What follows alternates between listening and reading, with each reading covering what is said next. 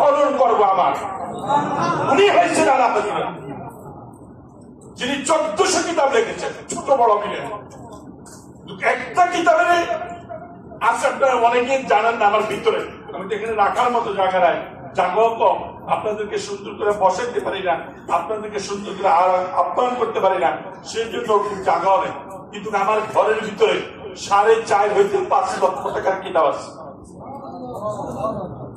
বিভিন্ন রাষ্ট্রের থেকে জোগাড় করা, মিশর থেকে আমি কিতাব আনিছি, পাকিস্তান থেকে আনছি, ইন্ডিয়ার থেকে, বিভিন্ন জায়গার থেকে আনছি। আমার রুমের ভিতরে অনেকে হয়তো জান নাই, দেখে আজকে হয়তো যাওয়ার সময় অনেকে গিয়ে দেখে যাবেন।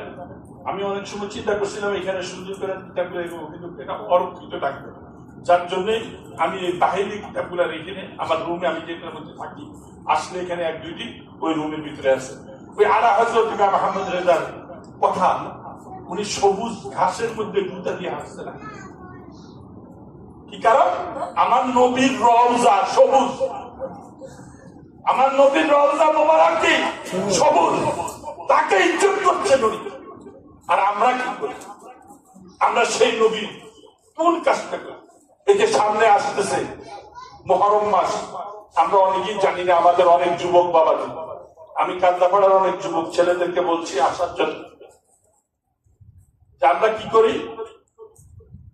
বৈশাখের মাসে পান্তা ইলিশের জন্য ফালাফালি করি, ডিসেম্বরের মাসে শেষে জানুয়ারিতে রাতের 12টার সময় ডিস্কো গান গাই, ঠিক না? আরবি বছরের প্রথম মাস কোনটা? কয়জনে করতে পারবে? মহরম মাস। এই মহরম মাসের ভিতরে কিন্তু লক্ষ লক্ষ জিনিস আছে যেটা বইলা শেষ করতে পারবো না।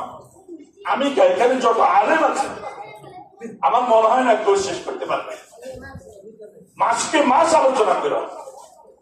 তাহলে সেই মুহররম মাসটা যেন আমরা সুন্দরভাবে, আরবি মাসকে আমরা স্বাগত জানাইতে পারি, সেই ব্যাপারে আমি ইমাম সাহেবদেরকে, প্রত্যেকটা মসজিদের ইমাম সাহেবকে বলছি, আপনারা আলোচনা করবেন যেন আহলে বায়াতে আমাদের আরবি মাসের 4টা আমাদের যুবক শ্রেণীর পোলাপাইনগুলা মুরব্বীদেরকে নিয়ে আমরা যেন সুন্দরভাবে একটা রেলি করে সুন্দর করে